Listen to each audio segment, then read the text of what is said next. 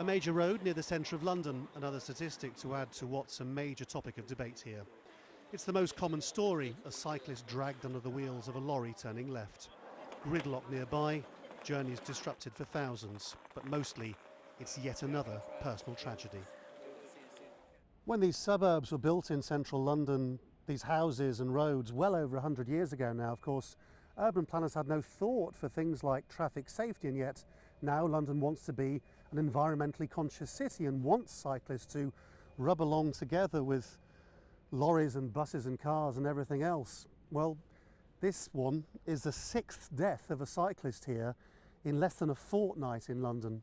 Clearly, for all the aspirations, something's really not working. Every cyclist in London has a story to tell about a near miss, or in this case being knocked clean off. To make things worse, a second car then runs over his bicycle. The new trend is for cyclists to wear helmet cameras to record their experiences of this battle on the roads.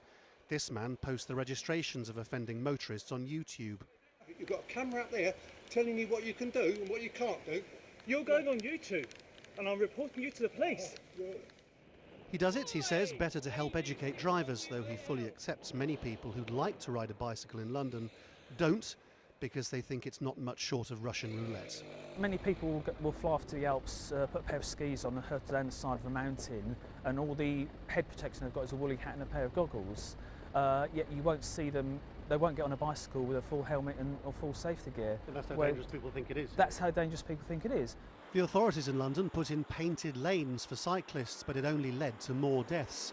Supporters of cycling say what's really needed is for London to follow Scandinavian countries in totally separating cyclists from vehicles, yet so far the city doesn't even spend 2% of its transport budget on cycle safety. So often cyclists are left abandoned with no proper cycle infrastructure at the busiest, most dangerous spots, the busy, dangerous roundabouts and so on, and those need to be redesigned as a matter of urgency.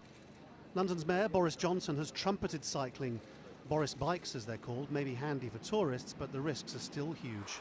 London's a city in transition, trying but failing to cater for a growing number of cyclists while still allowing the wheels of industry to turn. In the end, what's needed is for people to lose their aggression, and there's not much sign of that. Lawrence Lee, Al Jazeera, London.